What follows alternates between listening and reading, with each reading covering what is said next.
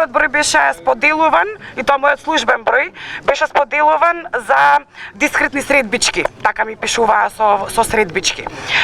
Откако се случи ситуација да биде споделен мојот број, нормално првите 2 сати не може да се соземам дека мене тоа ми се случува, а може на секој да му се случи секако. Пријави веднаш, значи со правење скриншотови на телефонските броеви со оглед на тоа што ми пишуваа на Viber апликацијата, скриншотови на телефонските броеви и на сликите, нели, кои што каде што се гледаат улицата со своите ликови, и го пријави за сексуално вознемирување. Секако, нели, јас како адвокат си знам моите права и знам како да се заштитам себе си во дадената ситуација, меѓутоа не секој може да се заштити, односно и не секој би постапил на ист начин како јас.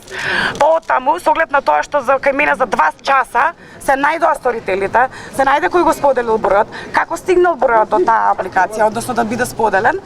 Апелирам до сите, буквално до сите институции да има еднаков третман како на жртвите кои што се лаици, односно неука странка која што реално не знае како да се заштити себе си, да постапуваат на ист начин и со еднаков третман како јас, нели, исто како со мене што знам како да се заштитам себе си.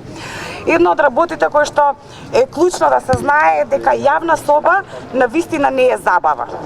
Јавна соба е класично кривично дело кое што навистина мора да се третира како такво. Оттаму можеби вака изгледа како забава, меѓутоа ако одам од аспект на тоа да им ја направиме забавата поголема на сите членови во јавна соба, апелирам до сите жртви, до сите девојки кои што знаат дека се таму можеби или дознале или ќе дознаат дека се таму.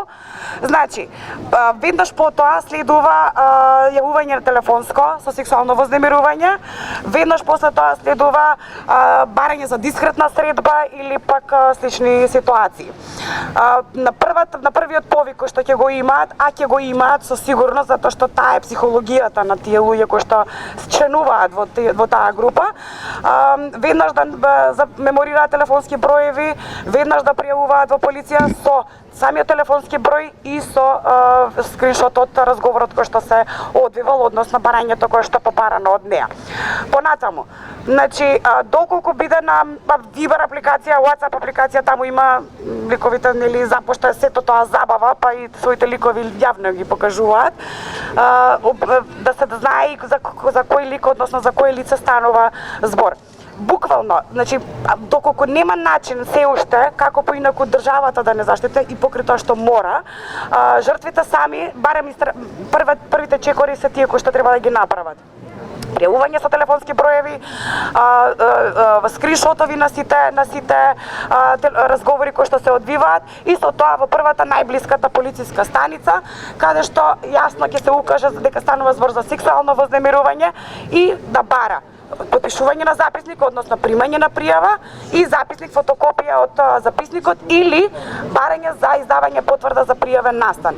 Тие се првите клучни чекори кои што треба да се преземаат за да може да се стигне до заштита некаква, затоа што доколку се укаже на тоа само дека членува во јавна соба, навистина се уште кај нас тоа се смета дека е забава. Меѓутоа, ајде да ја направиме забавата во наводници нормално, поголема, односно пријавувајте ги со имиње, презимиња и со телефонски броеви. Секое појавување во полициска станица на било кој насилник, било кој лик кој што е повикан како обвинет, односно осомничен во дадената ситуација, не е пријатно чувство, ниту пак пријатна состојба. Па да видиме дали се уште ќе му биде забава споделување на било каква содржина со сексуално вознемирување или пак телефонски броеви кои што нели не сме да го даде или пак не сме да го користи за целта која што е наумно да ја има. Јавното обвинителство е клучна институција која има обврска да ги гони сторителите на кривичните дела од јавна соба, со што ќе овозможи заштита од сексуално вознемирување и родово засновано насилство на сите жртви. Неефикасноста на оваа институција во казнувањето на сторителите на родово засновано насилство ни е позната одамна. А овој заклучок само се потврди со случајот јавна соба. Институцијата е особено неефикасна кога станува збор за сексуално вознемирување на интернет. Па низ годината слушавме различни оправдувања за неказнување на сторителите. Нашите пријави за онлайн вознемирување и говор на омраза завршуваат со пријавувањето, без да добиеме каков било одговор или во најдобар случај основното и висшето јавно обвинителство да си ја префрлуваат топката. Јавна соба е случај на масовно и организирано сексуално вознемирување со бројни жени жртви и бројни сторители мажи, кој трае повеќе од една година. Кога се појави случајот, надлежните институции не убедуваат дека превземаат се во согласно со закон и дека сторителите ќе бидат санкционирани. Но после една година стана очигледно дека тоа нема да се случи, со што се овозможи поддршка за сторителите, а не за жртвите. Жртвите се множеа, а сторителите не се уплашија. Продолжија со сексуално вознемирување, продолжија со злоупотреба на лични податоци, продолжија со родово засновано насилство. Наместо да ги санкционираат сторителите, со што ќе спречат оваа група да продолжи да постои, ги повикаа повторно жртвите да пријават. Жртвите пријавуваа, они им велеа дека за фотографиите сами се виновни. Не, жртвите не се виновни. Виновни сте вие што не ги санкциониравте сторителите, што наместо на страна на жените, застанавте на страна на насилниците. Оттука јавна соба е само доказ дека насилството врз жените има институционална форма.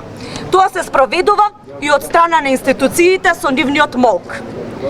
Законските измени што ги најавувате се позитивни, но задоцнети и не се неопходни за да се санкционираат сторителите на јавна соба. И според постоечкиот кривичен законник, јавна соба е кривично дело. И по ратификацијата на Истанбулската конвенција, кривичниот законник претрпе измени, но пропуштивте да го вметнете сексуалното вознемирување како кривично дело. Бараме конечно да сватите дека насилството врз жените не е личен проблем на секоја жена, туку ваша обврска. Не ни требаат ветувања и уверувања, ни требаат санкционирани сторители и ни треба правда за жртвите.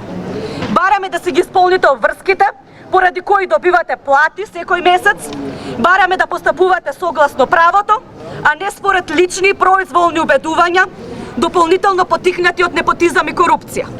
Немојте да не убедувате дека институциите се спремни да не заштитуваат од родово засновано насилство. Голем дел од нас тоа го знаат и на своја кожа. Наместо ова, санкционирајте го секој полициски службеник кој нема да постапи согласно закон, кој ќе обвини жртвата или уште повеќе ќе стори насилство над жена. Бараме да им верувате на жртвите, а политичката волја да ја покажете со санкционирање на сторителите и на ниту еден друг начин. Солидарноста и емпатијата кон жртвите е првиот чекор на отпор против патриархалниот шовинизам. Поддршка за жртвите, не сте виновни и не сте сами.